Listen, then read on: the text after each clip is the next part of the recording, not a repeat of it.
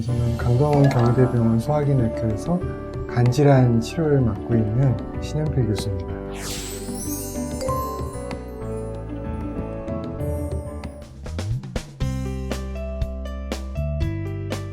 간경변증은 간암으로 어떻게 보면 연결고리 역할을 하는 굉장히 중요한 질환인데, 우리나라에서는 만성 비형간염, 만성 시형간염이라든지 알코올성 간질환 혹은 비알코올성 지방간염이나 여러 가지 자가면역성 질환들이 오랜 기간 동안 지속되면서 간에 반복적으로 손상을 줘서 간이 딱딱해지는 것을 간경변증이라고 얘기를 합니다.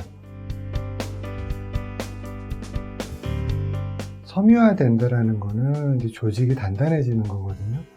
그러니까 우리가 예를 피부 같은 경우에도 심하게 다치게 되면 흉터가 발생을 하게 되면 그게 흉터가 발생한 피부 조직이 정상 기능을 하지 못하잖아요.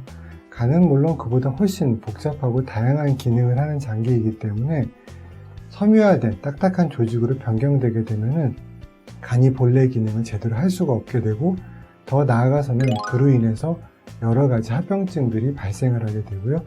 간암도 그 중에 하나라고 볼 수도 있습니다. 간은 침묵의 장기다라는 표현을 많이 하거든요. 간경변증도 마찬가지로 증상이 없는 경우가 많아요. 하지만은 이제 증상이 없다고 해서 병이 가벼운 거는 아니거든요. 단순하게 이제 간경변증이 진행이 되고 나면은 합병증이 생기고 나면 그 합병증을 느끼고 나서 오는 경우가 많고요. 그 밖에도 간성뇌증이라든지 간신증후군이라든지 굉장히 다양한 합병증을 유발하기 때문에 합병증도 없는 경우에는 아까 말씀드린 것처럼 증상이 굉장히 모호하기 때문에 본인이 간경변증에 걸렸다는 생각조차도 인식을 못하게 되는 경우가 많습니다. 그러니까 나이가 들수록 위험성이 높아지는데, 단순히 나이가 들었다고 위험성이 높아지는 게 아니라 간에 반복적인 손상을 줄 만한 원인, 우리나라에서는 가장 대표적인 게 그동안은 비형간염이었고, 또 하나가 시형간염이고, 그 다음에 뭐 다 알고 있다시피 알코올, 그리고 요즘에는 그 빈도는 아직은 많지는 않지만 비알코올성 간질환이라든지 지방간질환이라든지 아니면 자가면역성 간질환 같은 경우에도 장기적으로 간경변증을 유발할 수 있는 원인이 됩니다.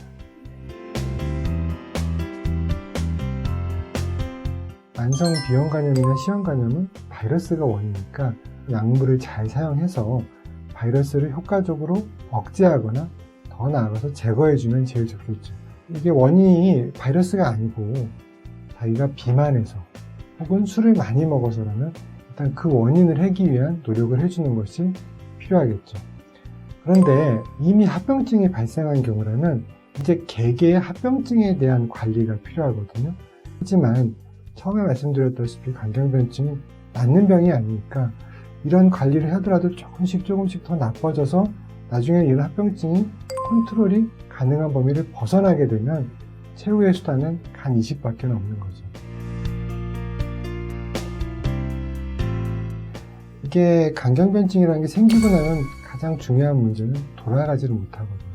생기기 전에 막는 게 중요하고, 생기기 전에 막기 위한 관리가 중요하기 때문에 사실은 1년에 여러 번 병원을 방문해야 되는 건 맞지만, 그 결과물로서 자기 건강을 지킬 수 있다고 그러면 투자할 만한 가치가 굉장히 분명한 질환이죠.